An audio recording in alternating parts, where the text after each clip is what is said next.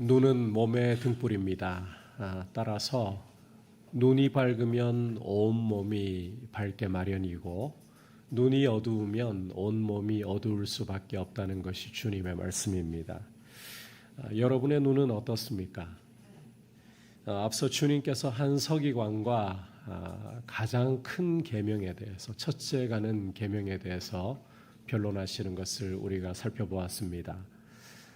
우리 주님께서는 온 존재를 다해 삶을 다해 하나님을 사랑하고 이웃을 자기 자신처럼 사랑하는 것이야말로 모든 계명 중에서 첫째 가는 가장 큰 계명이다. 그리고 이것이 모든 번제물을 드리고 기타 제물을 드리는 것보다도 하나님께 더 값진 것이라는 사실을 보여주셨습니다. 오늘 말씀은 서기관들과 한 가난한 과부를 대조하는 말씀입니다. 참고로 이 말씀은 계명 중에 첫째 가는 계명이 무엇인가 이 말씀과 결코 무관하지 않다는 점을 여러분께서 염두에 두시고 보면 좋겠습니다. 개략적으로 보자면 주님께서는 서기관들에게 경고와 경계를 주시고 반면 과부에 대해서는 높은 평가를 하고 계시는데 이것이 보는 것과 시선과 관련이 있다는 점을 여러분께서 염두에 두시고 메시지를 들으시길 바랍니다. 이제 함께 말씀 살펴보면서 주시는 메시지 듣도록 하겠습니다. 여러분께서 38절 전반부를 보시면 주님께서 사람들을 가르치시는 중에 한 말씀이라고 설명을 하고 있습니다. 다음과 같이 서기관들에 대해서 설명을 하고 계십니다. 우리 38절 이르시되부터 해서 39절까지 함께 보겠습니다. 시작. 이르시되 긴 옷을 입고 다니는 것과 시장에서 문안받는 것과 회당의 높은 자리와 잔치의 윗자리를 원하는 서기관들을 삼가라. 주님께서는 서기관들에 대해서 삼가라. 주위에서 보라. 밝히 보라고 말씀을 하고 계십니다. 왜 이들을 주위에서 보아야 하느냐, 삼가야 하느냐? 그 이유가 긴 옷을 입고 다니고 시장에서 문안을 받고 회당의 높은 자리와 잔치의 윗자리를 원하기 때문이라고 이유를 설명하십니다. 먼저 긴 옷을 입고 돌아다니며 시장에서 문안을 받는 것을 원한다. 예수님 당시의 서기관들은 세마포로 된 통옷을 입고 흰색 긴 두루마기를 입고 또 옷 끝에 넓은 술을 단 이 채색된 옷을 입고 다녔다고 합니다. 이것은 사람들의 주목을 끌기 위한 것이었는데 특별히 성전 당국자들과 이 당시 그 최고 특권층이었던 성전 당국자들과의 사귐을 위한 것이었다. 이를테면 대제사장들과 교제를 위함이었다라고 보시면 되겠습니다. 그런데 이와 같은 과시 행위는 그저 성전이나 회당에 국한되지 않고 시장에서 문안받는 것으로 이어졌습니다. 이들이 이 회당이나 성전에서만 이런 눈에 띄는 옷을 입는 게 아니라 저잣거리에 나갈 때에도 이런 옷을 입었던 거예요. 이 당시에 보면 토라를 더 잘 알고 있는 사람에게는 예를 표해야 한다 이런 말이 있었습니다. 따라서 서기관들이 자기가 눈에 띄는 옷을 입고 서기관이라는 티를 내게 되면 사람들은 서기관이니까 율법을 누구보다 잘 알 거 아닙니까? 당연히 예를 표할 것이고 이로써 사람들에게 칭찬과 인정과 존경을 한 몸에 다 받으려고 했었다는 것이었습니다. 이렇게 사람들의 주목을 즐겼다는 거예요. 자, 다음으로 회당의 높은 자리와 잔치의 윗자리를 원한다. 유대인 회당에는 성경을 해석하고 낭송하는 소위 모세의 자리라는 것이 있었습니다. 그리고 이와 더불어 상좌라는 또 구별된 자리가 있었는데 여기는 이제 귀빈들, 고관 대작들이나 귀빈들, 특히 서기관들이 앉는 자리였고 이게 회당 안에서 눈에 딱 띄고 주목을 받는 자리였습니다. 사람들이 자연스레 존경을 표하게 되는 거예요. 그리고 당시 잔치가 벌어질 때에도 가장 존경받는 사람이 이 문 입구로부터 가장 멀리 떨어진 상석에 앉고 내섰습니다. 이 상석 역시 잔치 자리에서 사람들이 주목하고 우러러볼 수 있는 그런 자리였어요. 원래 이 잔치에서의 상석은 가장 연장인 사람 혹은 그 가정의 부모가 앉는 자리였습니다. 하지만 유대 사회에서는 서기관들을 굉장히 존중했기 때문에 서기관들이나 제자들을 초대해 가지고 이 상석에 앉히는 걸 굉장히 영광으로 생각했던 겁니다. 여러분, 이렇듯 회당의 높은 자리도 또 잔치에서의 윗자리도 전부가 사람의 시선을 받는 자리, 사람에게 우러러봄을 당하는 자리. 그러니까 서기관들은 하나님이 어떻게 자신을 보시느냐 이거에는 전혀 신경을 쓰지 않은 채 사람들이 나를 주목하고 사람들이 나에게 존경을 보내는 것, 여기에만 치중을 하고 있었다는 것입니다. 주님은 이런 서기관들을 삼가라, 그들의 실체를 주위에서 똑똑히 보라고 경고를 하시는 것입니다. 자, 그런데 주님 말씀은 여기서도 그치지 않습니다. 이처럼 사람들에게 주목받고 인정과 칭찬을 받고 있던 서기관들의 실체를 우리 주님은 40절에서 다음과 같이 까발려 버리십니다. 40절 같이 한번 읽어보겠습니다. 시작. 그들은 과부의 가산을 삼키며 외식으로 길게 기도하는 자니 그 받는 판결이 더욱 중하리라 하시니라. 자, 여러분께서 서기관들이 그 일반적으로 어떻게 생계를 유지한다고 생각하십니까? 이 서기관들이란 좀 쉽게 이야기 드리면 율법 교사들이기 때문에 율법을 가르치는 일을 하고서 생계를 유지한다, 이렇게 생각을 하시기가 쉬울 것 같습니다. 하지만 실제 이 당시에 서기관들이 율법을 가르쳐서 그것으로 보수를 받는 것은 금지된 사항이었습니다. 따라서 이들 서기관들은 사도 바울처럼 직업을 가지고서 이 일을 하든지 아니면 사람들이 주는 선물을 통해서 살아가야 했습니다. 자, 그렇다면 이들이 과부의 가산을 삼켰다. 이것은 다른 방법으로, 이를테면 다음과 같은 방법으로 과부의 가산을 삼켰다는 것입니다. 어떤 사람이 죽잖아요. 그러면 죽기 전에 재산 분배 문제로 변호사를 선임할 거 아닙니까? 서기관을 변호사로 선임하는 겁니다. 그러면 이 변호사는 이제 자기가 재산 분배에 대한 모든 책임 맡고 있으니까 몰래 과부의 가산을 빼돌리는 거예요. 혹은 과부의 접대를 공짜로 받는다든지,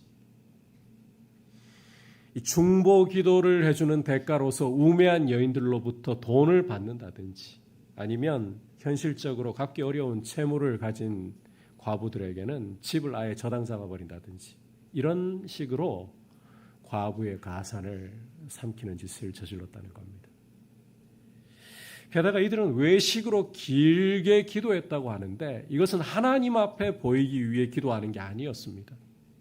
사람에게 과시형으로 기도했다는 거예요.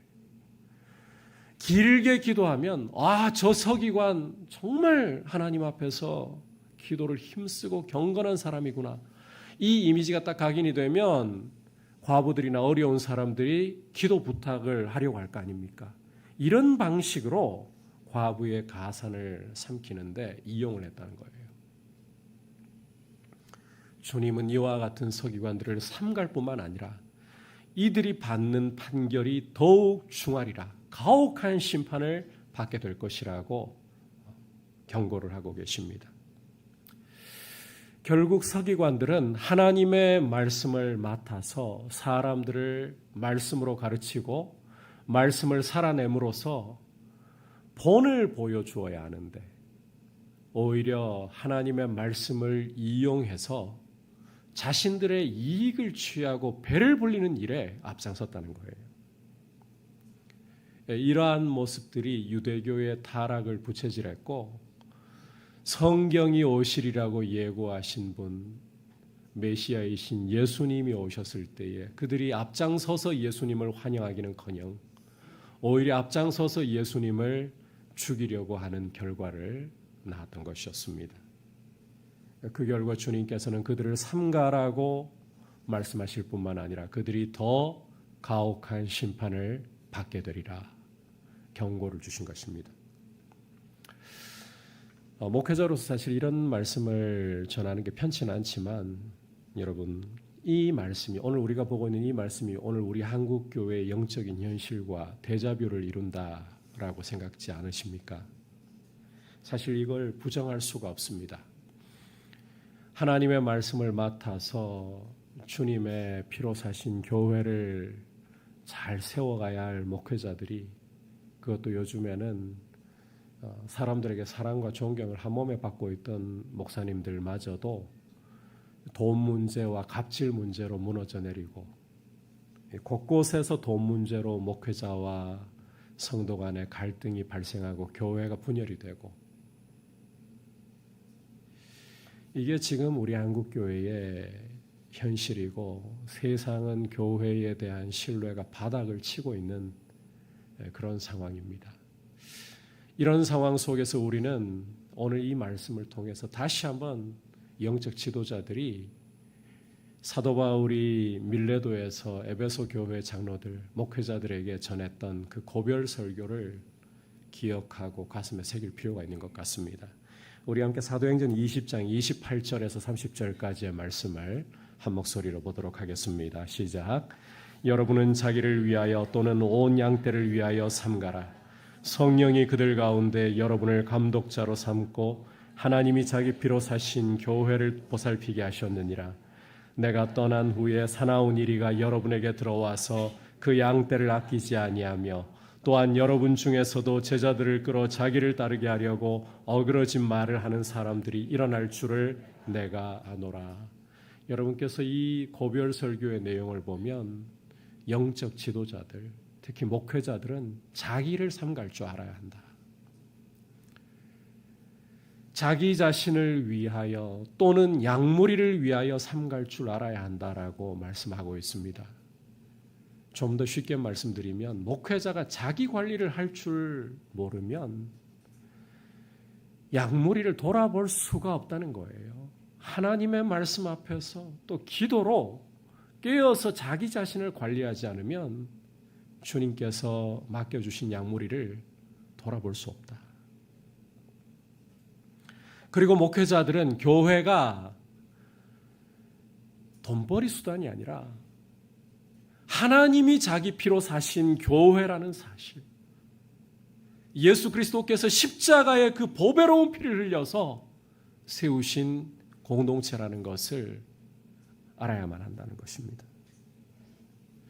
뿐만 아니라 목회자들은 외부로부터 이리들이 들어와서 양들을 삼키려고 한다는 것을 생각하고 경계할 뿐만 아니라 목회자 자신이 스스로 삼가지 않으면 양을 집어삼키는 이리가 될 수 있다는 사실 또한 분명히 인식을 하고 있어야 되는 겁니다.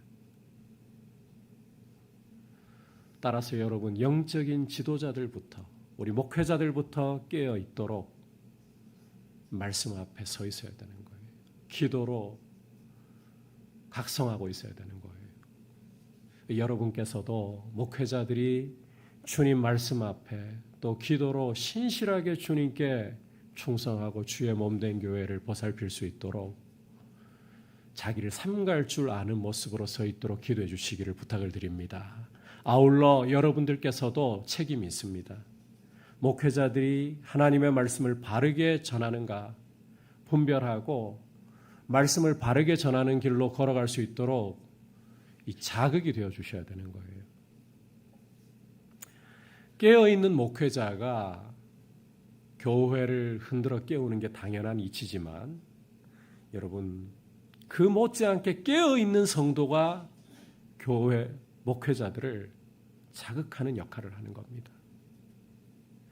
여러분께서 이 목회자가 가장 중요합니다. 목회자가 하나님께서 교회의 지도자로 세워두셨기 때문에 사탄에게 가장 주요한 타겟이 되고 목회자가 무너지게 되면 교회 흔들립니다.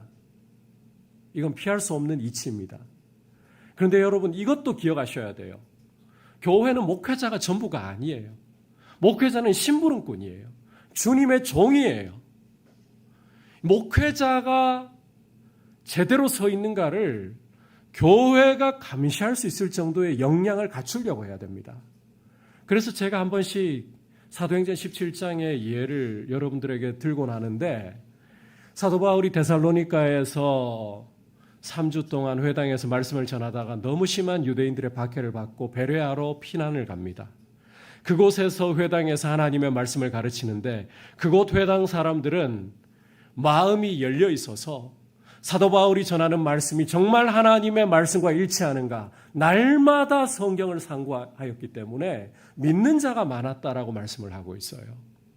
여러분, 앞에 서 있는 목사가 제대로 성경적으로 말씀을 전하는지, 하나님의 말씀을 전하고 있는지, 사람들을 속이고 유린하는 것인지 분별을 하셔야 돼요. 분별을. 그냥 여러분이 무슨 말씀을 듣든지 알아서 다 전하겠지. 분별하셔야 됩니다. 여러분 안에도 성령님이 계십니다. 성경을 사모하고 제대로 깨달으려고 하면 하나님이 왜 안 가르쳐 주시겠어요? 깨어있는 성도야말로 목회자를 깨우는 최고의 자극제입니다. 목사가 무너질 때 교회가 무너져 버리면 교회가 건강하지 않은 거예요. 여러분, 하나님의 말씀 앞에서 먼저 깨어서 말씀대로 순종하고자 하잖아요. 그럼 여러분이 말씀을 배우게 돼요. 성령께서 여러분들을 가르치실 것입니다. 그리고 말씀 안에서 서로 분별해야 돼요. 서로 분별을. 그래서 주님 안에서 교회가 영적으로 건강하게 서갈 수 있도록 저는 우리 민들레 교회가 그 수준이 됐으면 좋겠습니다. 이 강사가 앞에 섰을 때 말씀을 함부로 못 전했으면 좋겠어요. 제대로 말씀을 전하고 있는가, 긴장감이 좀 돌아야 된다고 생각해요. 그런 수준의 교회가 된다면 여러분 뭘 걱정하겠습니까? 물론 거기에 잊지 말아야 할 것은 사랑이에요. 사랑. 에베소 교회, 여러분께서 그 요한계시록 2장을 보시면 에베소 교회, 사도 바울이 개척을 해서 만 2년 동안을 날마다 구슬땀을 흘리면서 서너 시간씩 하나님 나라를 강론해서 2년 동안 세웠던 교회잖아요.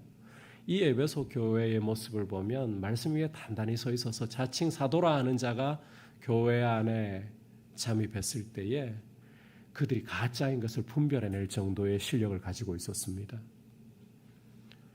그런데 에베소 교회의 한 가지 문제점은 처음 사랑을 잃어버렸다. 이단 분별하고 가짜를 들춰내다 보니까 너무 의혹의 눈길을 가지고 있으면 그러면 사랑이 사라집니다. 그런 문제가 있었어요. 그래서 사랑을 중심에 품고 여러분이 하나님의 말씀 앞에 서고 기도로 깨어서 영적으로 서 있는 건강한 교회를 함께 세워가실 수 있기를 주님의 이름으로 축복합니다. 계속해서 41절을 보시면 이제 주님이 헌금함을 대해 앉으시고 무리가 어떻게 헌금하는가를 보고 계시는 중이라고 설명하고 있습니다. 사람들이 헌금을 하는데 부자들은 부자답게 돈이 많으니까요. 헌금함에 많이 넣어요. 그런데 42절을 보시면 한 가난한 과부가 와서는 2렙돈, 곧 한 고드란트를 넣었다라고 말씀을 하고 있습니다. 품꾼의 하루 삭시, 여러분들께 제가 종종 말씀을 드렸죠. 한 데나리온이다. 노동자가 하루 부지런히 일해서 평균적으로 버는 임금이 한 데나리온이다. 자, 그런데 이 당시에 이 2렙돈 그러면 여러분께서 혹시나 성경을 읽다 보니까 돈이라는 글자가 들어가니까 우리 돈을 생각하시면 안 돼요. 이게 렙타라는 단위인데 한 렙타, 2렙돈 이런 거예요. 이 2렙톤이라는 것이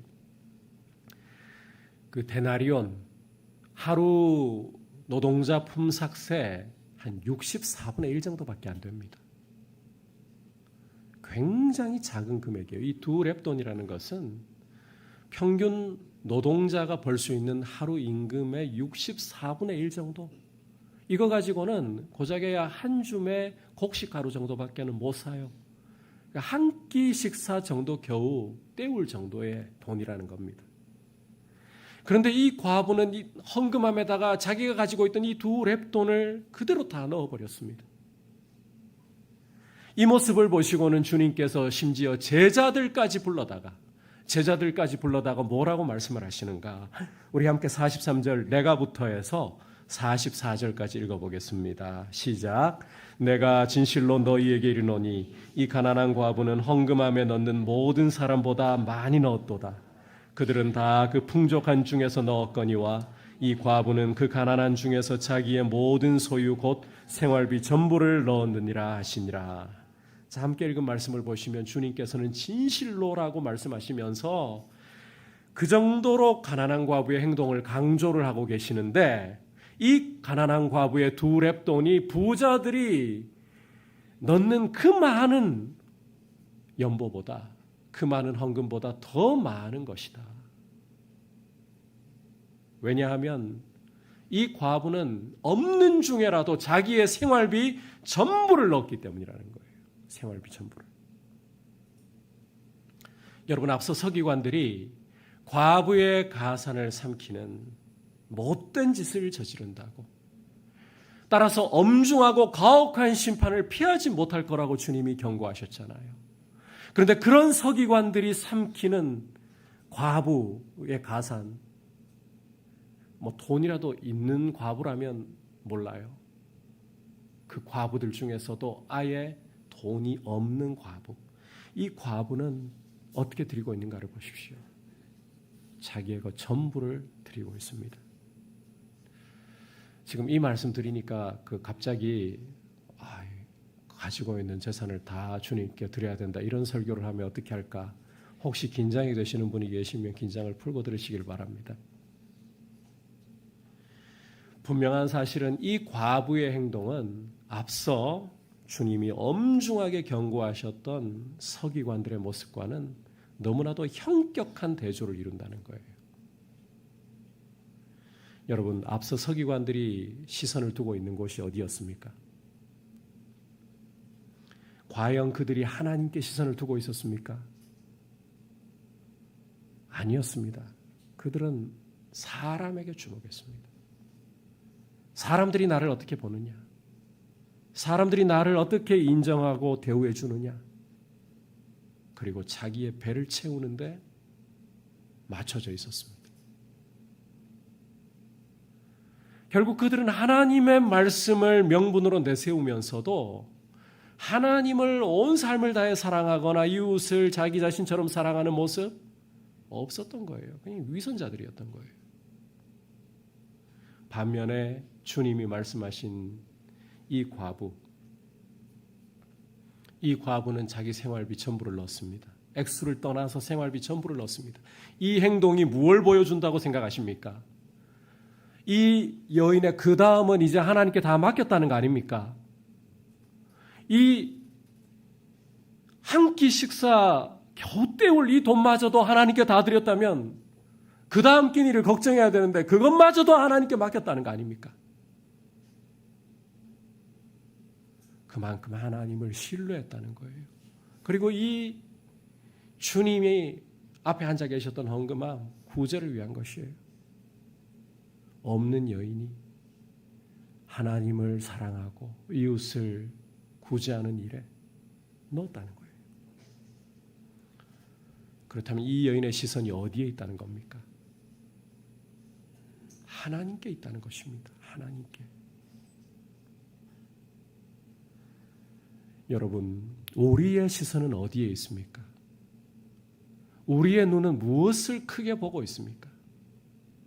우리 눈에 크게 보이는 것이 우리의 삶의 걸음과 방향을 결정하는데 지대한 영향을 끼치는 것입니다. 만약에 우리 눈에 보이는 것이 나 자신이고 주변의 사람들이고 환경일 뿐이라면 우리는 하나님이 크게 보일 수가 없습니다.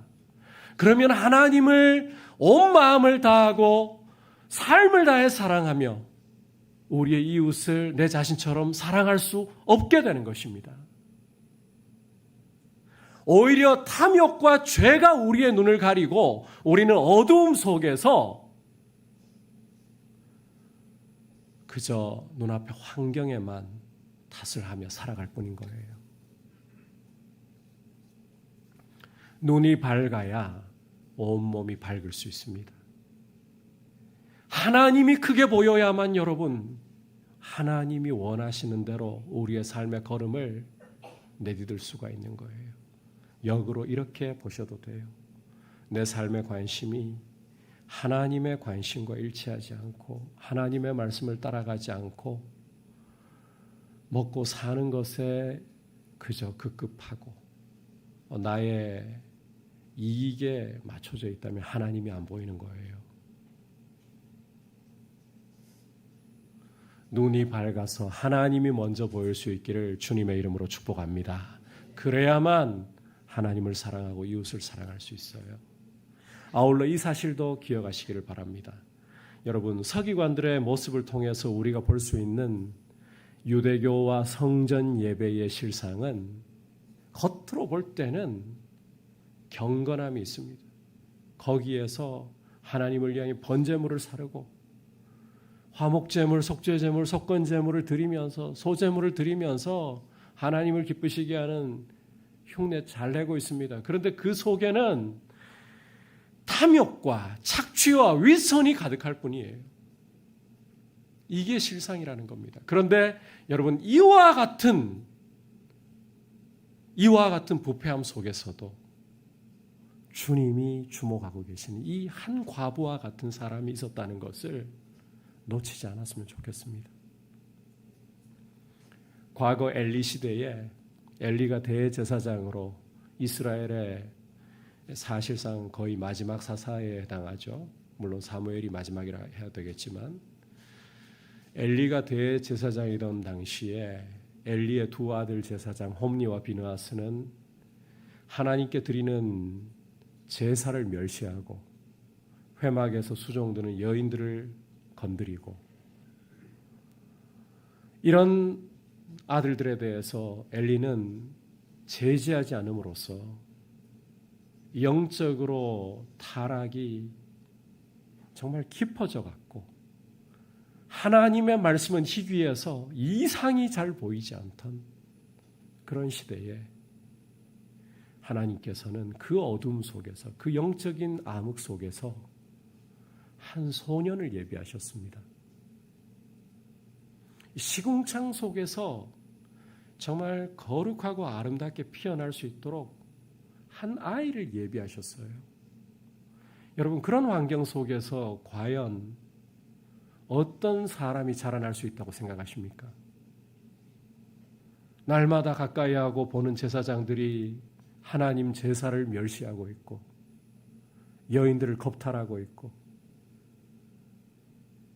하나님 말씀은 안중에도 없는데 그런 환경 속에서 여러분 어떤 아이가 제대로 성장할 수 있다고 생각하십니까? 그런데 놀랍게도 하나님께서는 한 아이가 그 속에서 거룩하고 아름답게 피어나게 만드셨습니다. 그 아이가 누구인가? 바로 이스라엘의 왕정 시대를 열고 역사상 가장 위대했던 왕 다윗을 기름 부어 세운 사무엘이었습니다.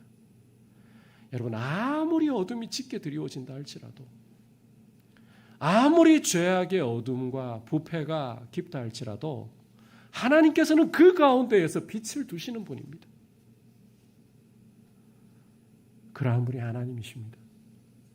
오늘 말씀 속에서 우리는 그 빛을 보고 있는 거예요. 전 여러분들께 도전하고 싶습니다. 여러분이 바로 그 빛이 되기를 사모하십시오. 아무리 죄가 넘쳐난다 할지라도 죄로 인해 의인들의 마음이 상하는 시대를 살아가고 있다 할지라도 내가 손을 깨끗하게 하고 하나님 앞에 경건하게 살아본들 무슨 큰 의미가 있을까? 오늘날 목회자들도 다 돈 욕심 부리고 목회자들도 자기 이익 위해 가지고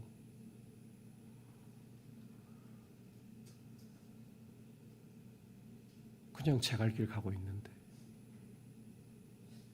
낸들 경건하게 살아보면 무슨 의미가 있을까?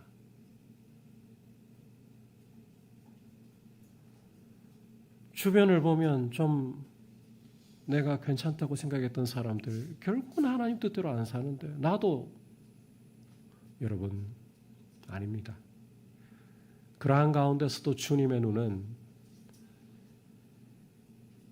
이 한 과부의 가난한 이 한 과부의 헌금을 주목하셨던 것처럼 주님을 향해 선한 뜻을 품고 있는 주님을 향해 이 작은 빛을 품고 있는 성도를 주목하고 계십니다.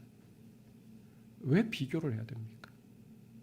왜 남들 따라해야 됩니까? 주님이 원하시는 내가 주님 앞에서 아무리 죄악의 어둠이 깊어도 주님의 뜻 앞에 서 있고 주님의 뜻대로 살기를 원하는 주님이 찾으시는 작은 빛이 되기를 원합니다. 이러한 마음을 주님 앞에 올려드릴 수 있기를 주님의 이름으로 축복합니다. 오늘 여러분들과 함께 서기관들과 한 가난한 과부의 대조를 통해 주시는 메시지를 들었습니다. 여러분, 첫 번째로는 어디에 시선을 둘 것인가?